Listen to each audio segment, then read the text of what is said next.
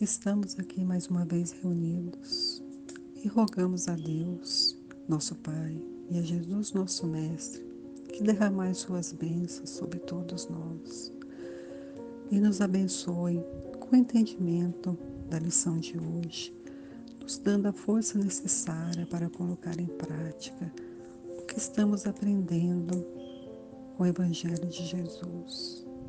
Senhor, faça de nós um instrumento de sua paz e de seu amor, e melhorando cada vez mais a nossa condição, que possamos, Senhor, sim, estarmos sempre na Tua presença, agradecidos do Teu amor, que sempre derrama sobre nós. Senhor, gratidão por Teus ensinamentos, gratidão por Seu amor, que a noite de hoje seja de muita paz e de muita luz, que possamos cada dia mais, Senhor, estar na Tua presença. Que assim seja. Meus irmãos, boa noite, que a paz de Jesus esteja conosco. Então, que a gente possa nessa noite refletir um pouco sobre o Evangelho de Jesus, que nós possamos tirar bons ensinamentos desse tema que é tão importante para a nossa vida. Vocês vão ver ao longo da nossa reflexão que são alertas que nós temos recebido dos trabalhadores da doutrina espírita, que vêm nos orientar realmente pelas nossas práticas, por esse fervilhamento que nós estamos experimentando na nossa vida, e a gente sabe que nós estamos em plena transição planetária, que esses acontecimentos já estavam previstos na nossa vida, então a gente só precisa ter um pouco de conhecimento, de meditar nesses ensinamentos que já foram nos trazidos antes, para a gente entender que nós estamos no processo de normalidade, né? Então, esse tema nosso é um tema, inclusive, que foi proposto por um direcionamento lá da FEGO, que ele vem falar, é um tema sugestivo, né, que chama Professores Gratuitos, e que foi bem divulgado, bem conhecido através de Emmanuel. Emmanuel é muito didático nos seus ensinamentos, e ele trouxe para a gente esse tema. Essa reflexão de Emmanuel, ele se orientou por uma fala de Jesus, que está no capítulo 5 de Mateus, onde Jesus fala que eu, porém, vos digo, amai a vossos inimigos, fazei o bem aos que vos odeiam e orai pelos que vos perseguem, para que sejais filho do vosso Pai que está no céu. Então, esse é o tema central da nossa reflexão, que a gente vai conversar um pouquinho hoje. E a qualquer momento que vocês quiserem trazer alguma observação, alguma sugestão, algum complemento, podemos falar, tá bom? Estamos bem próximos aqui. Então, Jesus fez essa observação, né, de amar os vossos inimigos, quando ele estava recitando, logo após ele falar sobre as bem-aventuranças. E as bem-aventuranças é um código de ética moral que, por si só, orienta a humanidade. A tal ponto que Mahatma Gandhi, que não era cristão, ele era um budista indiano, ele falou que se todos os livros, né, todos os escritos religiosos fossem perdidos e sobrasse apenas o Sermão da Montanha, o homem teria um guia seguro para continuar a sua jornada até a busca da sua felicidade e da sua redenção. E o Sermão da Montanha é o que Jesus trouxe para a gente. Eu vou trazer aqui para vocês, porque ele é completo e ele é muito relevante para a nossa vida. Eu acho que a gente precisa estar até repetindo isso como mantra, porque é muito consolador para nós. Então Jesus falou assim, Jesus vendo a multidão, ele estava na companhia dos seus discípulos, e onde ele passava, reunia multidões, né? A gente vê isso muito nos textos bíblicos. Onde Jesus passava, se reuniam multidões. E quando ele chegou perto desse monte, né? Ele parou, ele subiu ao monte e se assentou, e se aproximaram dele os discípulos. E ele começou a falar. Bem-aventurados os pobres de espírito, porque deles é o reino dos céus. Bem-aventurados os que choram, porque eles serão consolados. Bem-aventurados os que são mansos, porque herdarão a terra. Bem-aventurados os que têm fome e sede de justiça, porque eles serão fartos. Bem-aventurados os misericordiosos, porque eles alcançarão misericórdia. Bem-aventurados os limpos de coração, os puros, porque eles verão a Deus. Bem-aventurados os pacificadores, porque eles serão chamados filhos de Deus. Bem-aventurados os que sofrem perseguição por causa da justiça, porque deles é o reino dos céus. Então, esse foi o famoso Sermão do Monte, em que Kardec escolheu como sendo o tema central quando ele foi escrever o Evangelho segundo o Espiritismo. Então, logo depois que Jesus proferiu esse grande discurso, ele falou mais alguns ensinamentos que são também muito relevantes e que nos orientam, né, enquanto seguidores de Cristo. Ele disse assim, olha, vós sois o sal da terra. Qual que é a função do sal? O sal dá sabor, ele dá um colorido. A gente nem pode pensar num alimento, né, sem o sal, sem o tempero do sal. Tamanha é a importância do sal. E Jesus falou que nós somos como um sal da terra. Nós damos vida à terra. Nós fomos criados à imagem e semelhança de Deus, para que um dia nós pudéssemos colaborar na obra da edificação. Ele disse também que vós sois a luz do mundo. Qual é a importância da luz no mundo? A luz, ela afasta a treva. A luz da claridade, da esclarecimento, da rota, né? Jesus também recomendou que nós deixássemos resplandecer a nossa luz diante dos homens. Que a nossa luz que nós temos, ela precisa ser compartilhada, ela precisa de alguma forma nos unir através de um centro luminoso, que é Deus. Ele disse também, eu não vim destruir a lei.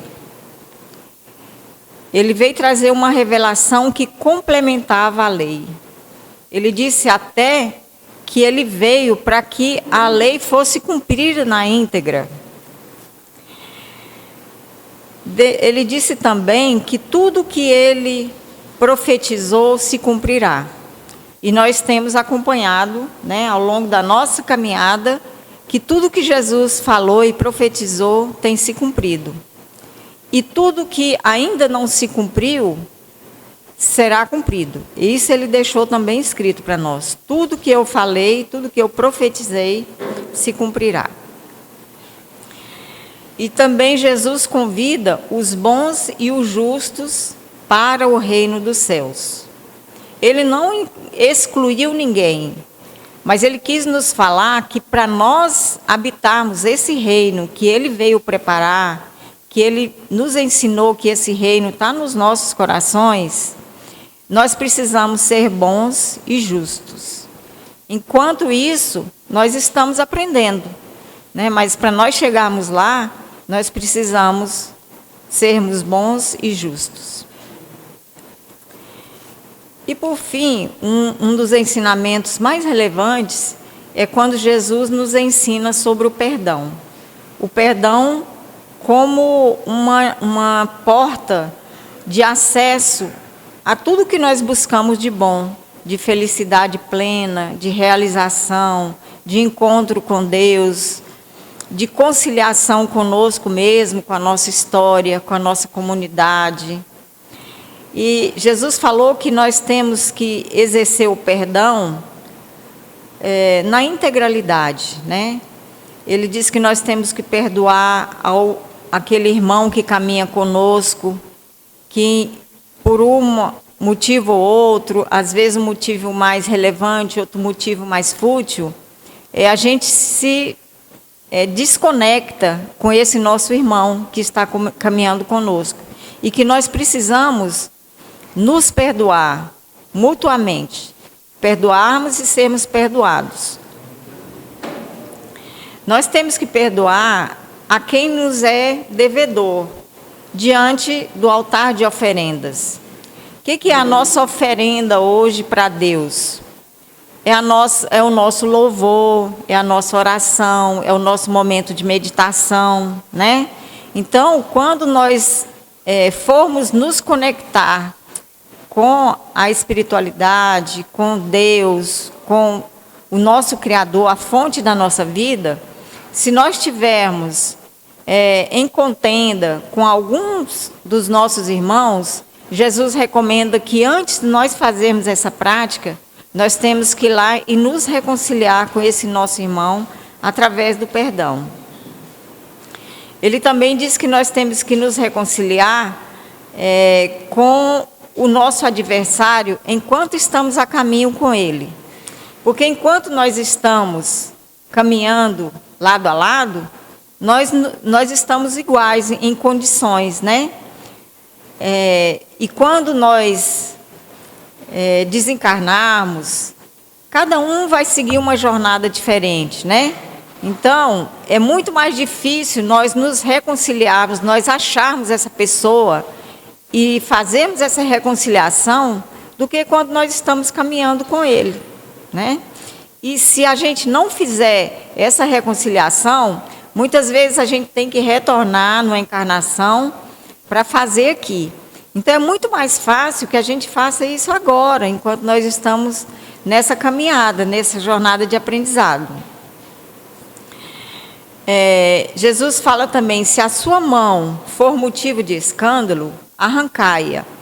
Isso representa o nosso auto-perdão, porque às vezes nós carregamos um fardo que é muito pesado para nós, então é preferível que nós nos despojemos desse fardo, enquanto a gente está nesse nosso aprendizado, e que muitas vezes esse fardo não vai interferir na nossa evolução, né? Então é preferível que a gente perca ou um membro ou uma acessibilidade, né? Do que a gente continuar.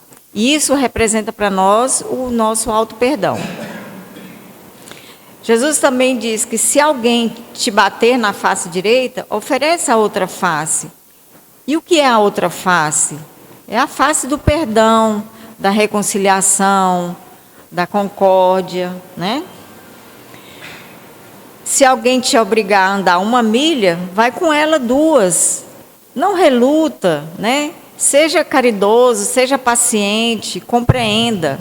E nós que temos o ensino dos Espíritos, nós, meus irmãos, temos muito mais responsabilidade e temos muito que exercer mais a compreensão do que os que não receberam esses ensinamentos, né? Então, os nossos irmãos desencarnaram e fizeram toda uma programação de trazer para nós esses ensinamentos com as próprias experiências, né? Então, nós somos como que privilegiados por nós termos essa luz, um farol que guia as nossas vidas. Então, a gente precisa também retribuir a tudo isso que nós temos recebido. E, por fim, Jesus falou, amai os vossos inimigos.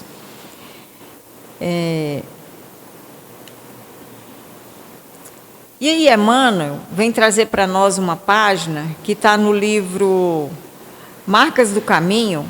Na verdade, é uma mensagem psicografada, em que ele vai falar que esses professores gratuitos são os nossos adversários.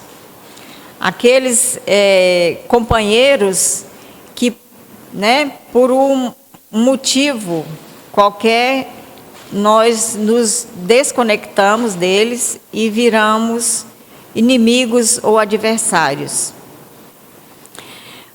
Jesus nos ensina que nós temos um guia seguro, que é o seu Evangelho, que nós podemos aprender todas as lições que nós precisamos através do amor. Mas, infelizmente, e a história nos mostra, que a gente tem aprendido muito mais com a dor. Por isso que nós estamos no planeta de provas e expiações, porque as lições de amor não foram suficientes para nós. E, às vezes, as enfermidades, as dificuldades, os obstáculos, eles são mais contundentes na nossa vida e nos ensinam com mais ênfase do que próprio o Evangelho de amor que Jesus nos trouxe, né? Então, Emmanuel usa essa metáfora dos professores gratuitos para nos dizer que na vida onde nós estamos aprendendo, tudo para nós tem um preço, né? A gente, para usar dos recursos do planeta, nós precisamos dispor de algum recurso, né? Mas ele traz para nós que há uma classe de orientadores desses talentos da virtude que nós precisamos adquirir, né, angariar, que eles aparecem na nossa vida e não exigem nenhum pagamento, que são esses nossos adversários, que nos ensinam pela própria luta, né? Eles nos ensinam com as suas diversidades dos nossos entendimentos, eles nos ensinam paciência, bondade, tolerância e perdão. São lições muito valiosas que a escola não nos ensina, né? A escola tradicional. Mas são recursos da pedagogia divina, através desses exercícios das virtudes, que nos ensinam. Então, eles são professores gratuitos, porque eles nos ensinam as virtudes através da nossa própria necessidade de melhorarmos, né? Essa relação conflituosa com os nossos adversários, elas nos ajudam a edificar em nós esse santuário da fé, nos colocando numa posição de vigilância, de alertas, né? Sabemos que estamos sendo vigiados pelos nossos adversários e, com isso, a gente se coloca numa situação de firmeza, né? De vigilância conosco mesmos.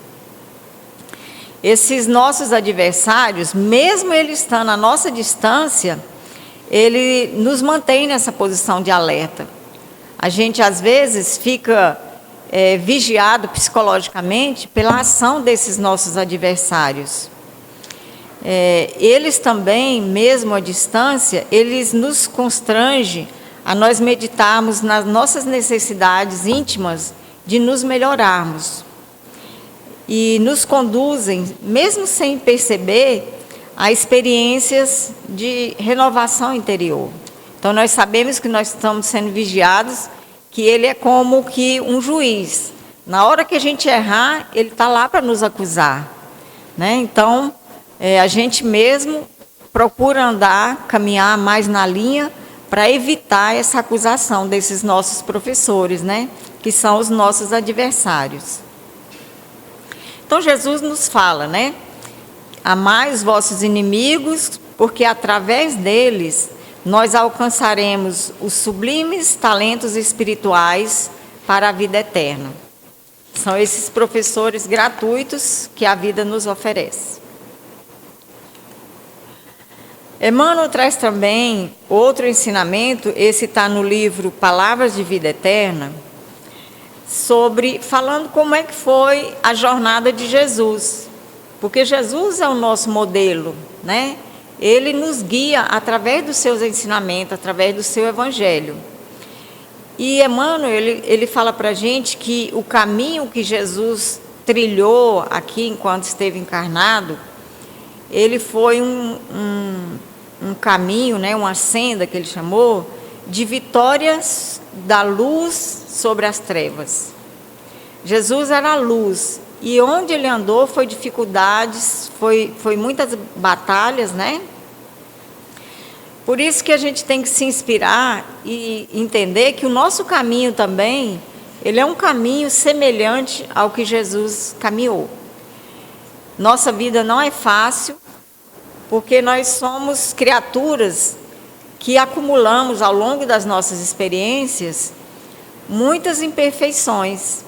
E nós precisamos nos ajustar com essas nossas imperfeições para que a gente busque, né? E a gente chegue um dia na nossa felicidade, que nós tanto buscamos, né? Então, nós somos espíritos em evolução e nós estamos caminhando um passinho, um degrauzinho de cada vez, mas nós temos a certeza que um dia nós chegaremos, porque Deus nos criou para a perfeição. Nenhum de nós será condenado ao pecado eterno, né? Nós vamos aprender ou pelo amor ou pela dor, mas nós vamos chegar na nossa destinação, que é de espíritos perfeitos. Seremos habitantes do universo e viveremos numa felicidade plena, né? E isso Deus nos garantiu. É a herança divina que nós temos, por sermos filhos de Deus.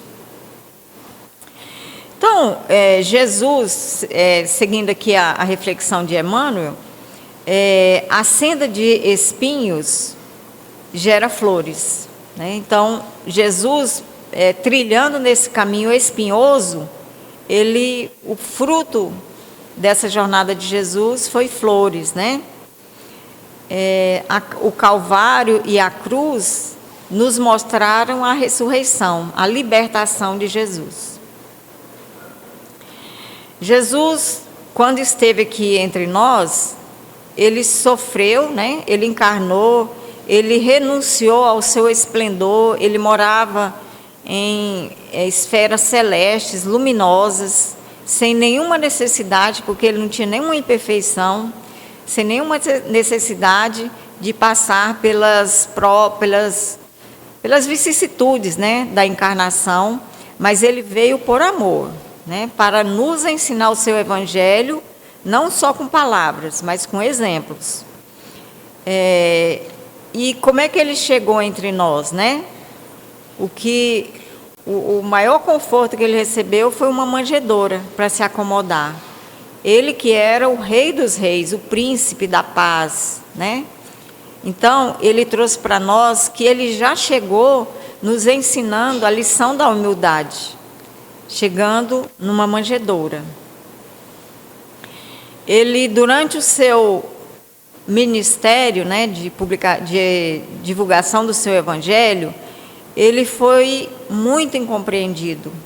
Tudo que ele ensinava não teve compreensão, a princípio, nem pelos próprios apóstolos dele. E ele falava que até os profetas que vieram antes dele, que vieram anunciar a sua chegada, esses profetas também não foram compreendidos na sua época, né? Foram compreendidos muito depois. Jesus auxilia a todos sem exigir nenhuma recompensa, nenhuma paga. E, aliás, ele ainda ensinou isso para os seus apóstolos, né? Dai de graça o que de graça recebestes.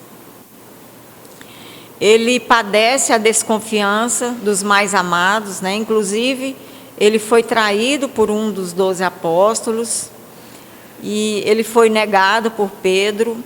Durante o Calvário, ele foi, assim, nenhum dos apóstolos se aproximou dele, a não ser Maria e João, já no final, né, que a gente acompanha pelo texto bíblico. Então, Jesus, assim, ele padeceu sobre várias carências, né? Mas em nenhum momento ele acusou nenhum deles, né? Nenhum dos seus seguidores, nenhum dos seus apóstolos. Pelo contrário, né? Ele, depois de sofrer todas as humilhações, ele ainda se dirigiu a Deus, pedindo que perdoasse, né, a crucificação, aquele drama que ele estava passando, porque ele justificou que eles não sabem o que estão fazendo. Então, Jesus teve misericórdia da nossa ignorância, né? E Humberto de Campos, ele conta que nesse momento de extremo, né, de extrema dor, ele ainda convoca aos anjos celestes que fossem acudir Judas, que tinha acabado de se suicidar. E aí Humberto de Campos fala que um anjo saiu, né, daquele momento lá do Calvário, que eles estavam junto com Jesus, vivenciando esses últimos momentos, e ele sai para acudir Judas. Então, Jesus perdoa os seus verdugos, ele ouvida as ofensas, e ele volta do túmulo, né? No domingo, Jesus retorna para nos trazer a grande lição da eternidade, da imortalidade da alma, né?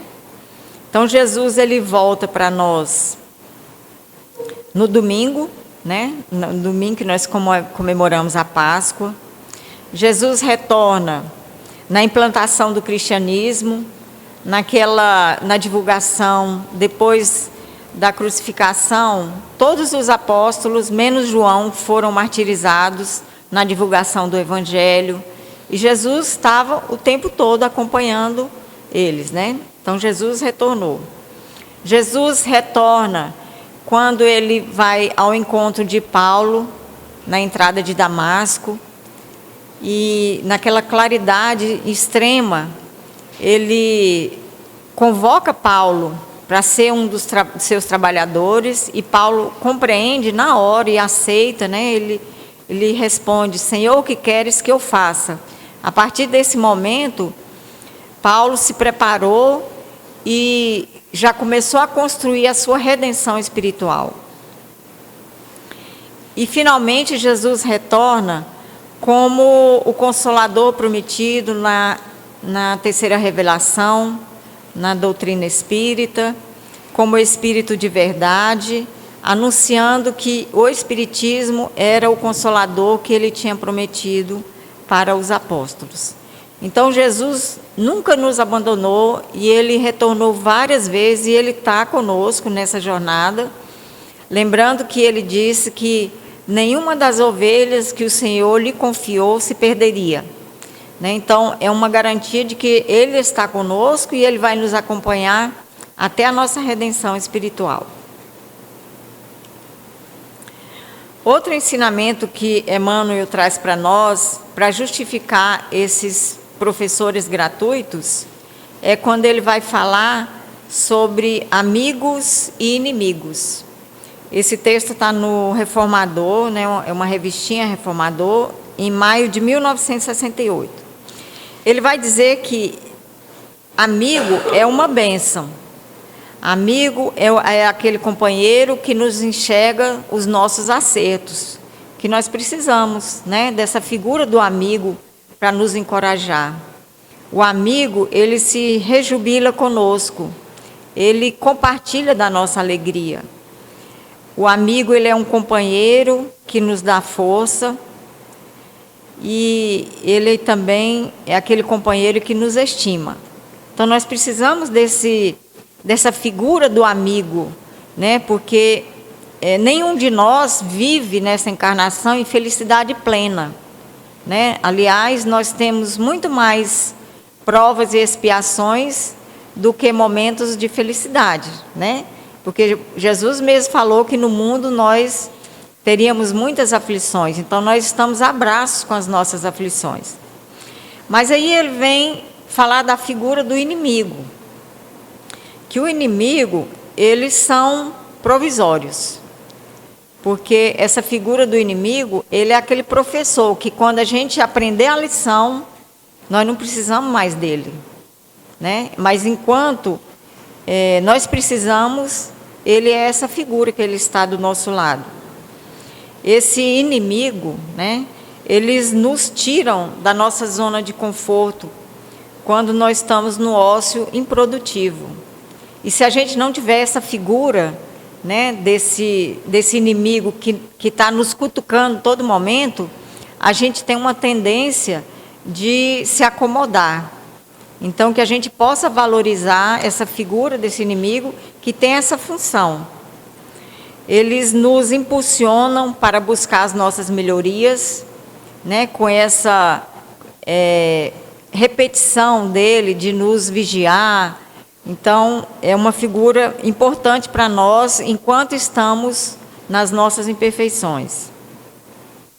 Os inimigos também, ele nos mostra o quanto que nós precisamos ser bons, o quanto que nós ainda somos imperfeitos, o quanto que nós ainda cultivamos em nós mesmos essas imperfeições. Então, a figura desse inimigo que está caminhando conosco, ela tem essa função pedagógica de nos despertar. Ele nos dá sinais de alerta constantemente, né? Então, como nós ainda estamos numa fase deficitária de evolução, nós estamos mais para trás do que para frente na nossa evolução, nós precisamos tanto do amigo para nos encorajar, como do inimigo para nos observar, para nos manter na retidão. Sem o companheiro, né, sem o amigo, nós estaremos sem apoio. E sem o adversário, nós estaremos em desequilíbrio. Então, o amigo nos traz cooperação e o inimigo nos testa, para ver se nós realmente estamos aprendendo essa lição. Então, Jesus fala que nós saibamos agradecer a quem nos corrige essas falhas, a essa figura de inimigo que é provisório, porque ele nos garante caminharmos e darmos um passo diante das nossas necessidades. Outro alerta que Emmanuel nos traz, esse está no Reformador também, Coletâneas do Além, onde ele fala que nós devemos orar pelos que nos perseguem. 5. Orar pelos que nos perseguem, né? Então, o conselho de Jesus, ele vai mais além do que simplesmente orar pelos que nos perseguem. Ele fala que há uma correspondência, né, nessa relação, porque o perseguidor, ele está num abismo, é como ele está numa inquietação muito grande. E se nós tivermos vigilância de estar orando por esse nosso irmão, além de nós ajudarmos esse nosso irmão que está necessitado, que nós temos obrigação de nos auxiliar mutuamente, nós, ao mesmo tempo, estamos desenvolvendo em nós a virtude, né? Então, ele diz que cada espírito carrega na vida o abismo tenebroso ou a montanha de luz que tem dentro de si, porque nós temos a luz divina. Então, nós precisamos aprender a acender essa luz e esse nosso vínculo com o nosso inimigo nos faculta isso. Aí ele vai falar sobre as ofensas e os ofensores, para nos ensinar que muitas vezes essa pessoa que está nos ofendendo são irmãos nossos que estão em algum processo obsessivo, que ele não está no uso da sua razão, né? Então, quando Jesus falou, amai os vossos inimigos, muitas vezes aquele irmão que está caminhando conosco, ele está em dificuldade muito maior do que a nossa. E se ele está nos ofendendo, ele está produzindo mal. E se nós estamos em paz com ele, revidando com a paz, como um pacificador que ele nos ensinou, nós estamos desenvolvendo em nós a virtude, né? A virtude da paciência, da compreensão, da renúncia. E aí também ele vai falar sobre o desafeto, né? O desafeto, ele cita que é aquela figura que encarna conosco com o objetivo de nos acertarmos.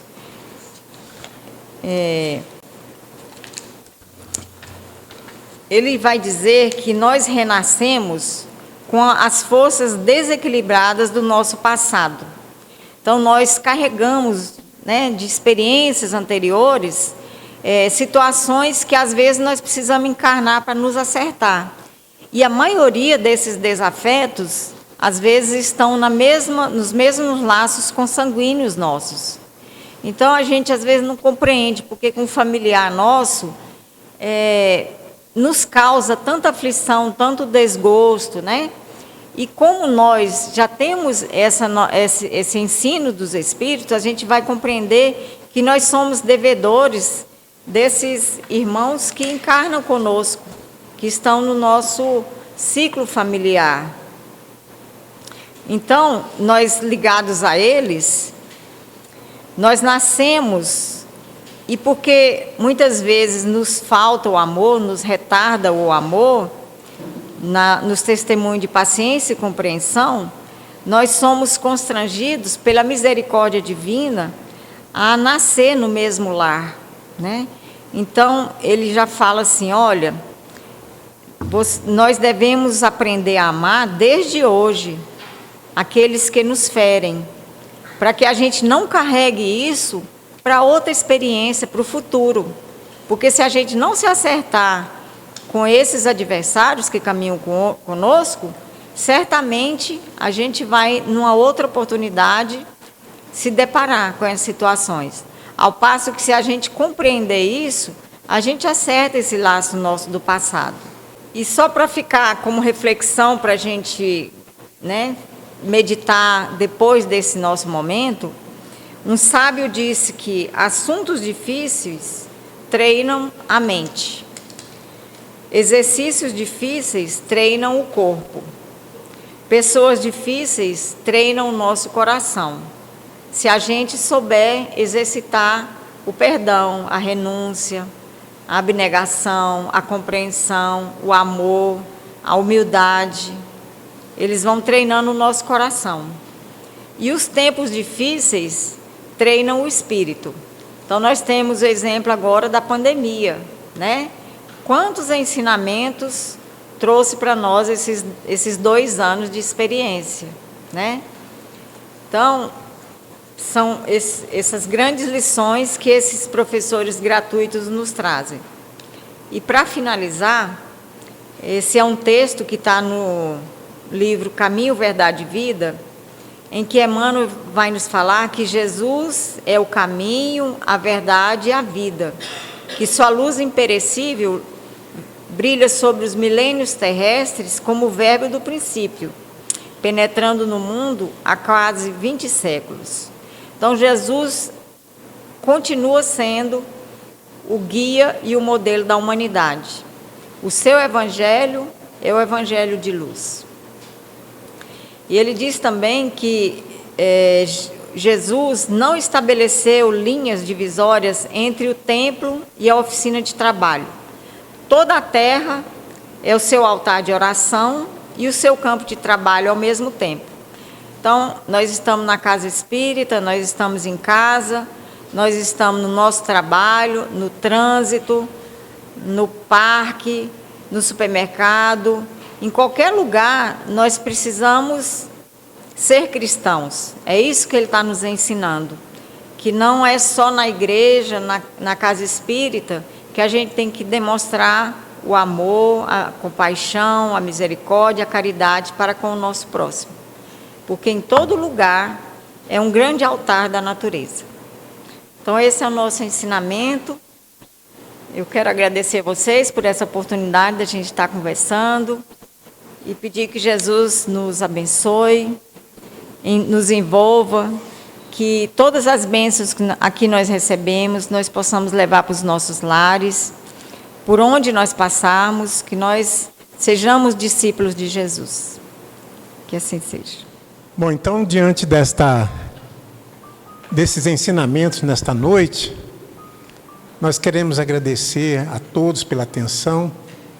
Nós queremos agradecer a nossa companheira Sônia Dantas, que possa ser abençoada nos seus estudos, nos seus trabalhos espirituais e os trabalhos materiais também, porque nós precisamos da bênção de Deus neles, né? E agradecemos pela sua presença. Nós vamos passar ao pedido do passe. A purificação das águas. Vamos receber aquilo que nós viemos buscar. É a energia boa para a nossa vida, é o remédio na água que está aí junto de nós, porque os espíritos benfeitores que assistem à nossa casa também nos assistem pessoalmente. Então vamos elevar o nosso pensamento, pensar nas coisas boas, porque a nossa mente é que trabalha no nosso corpo para a nossa felicidade. Pensamos no bem, o bem nos acerca. Então, sempre nestas noites em que nós pedimos a proteção espiritual, nós lembramos da nossa Mãe Maria Santíssima, a mãe de todos nós. A mãe de Jesus, que Ele escolheu para trazer a corporificação na terra. Um espírito de luz. Um espírito que trabalha incessantemente em benefício daqueles que sofrem no plano espiritual. E ela igualmente tem as suas equipes de trabalho distribuindo o amor, distribuindo a cura, distribuindo o alívio para as nossas dores. Então vamos falar com ela, porque com mãe nós falamos bem de perto. Senhora, nossa Mãe Maria Santíssima, aqui nos encontramos pedindo a tua ajuda, como filhos que somos necessitados do teu amor e das tuas bênçãos. Senhor Jesus, Mestre de todos nós, junto com a sua mãe bondosa, assiste-nos nesse instante, trazendo para todos nós aquilo que precisamos. Temos a certeza que o seu coração de mãe adivinha e sabe aquilo que seus filhos precisam. E nesta hora, aqui nesta casa, te pedimos o alívio para as nossas dores, a serenidade para o nosso sofrimento, alívio de todas as condições no mundo. Abençoa também o nosso mundo, Senhor, onde outros irmãos nossos estão sofrendo na fome, na guerra, no desespero, nas doenças da mente. Abençoa todos eles. Mas aqui nesta hora, que a sua energia de amor nos cubra de bênçãos. Ave Maria, cheia de graças, o Senhor é convosco. Bendita sois vós entre as mulheres. Bendito é o fruto do vosso ventre, Jesus. Santa Maria, Mãe de Jesus, rogai por nós os pecadores, agora e na hora de vossa morte. Que assim seja. Que assim seja.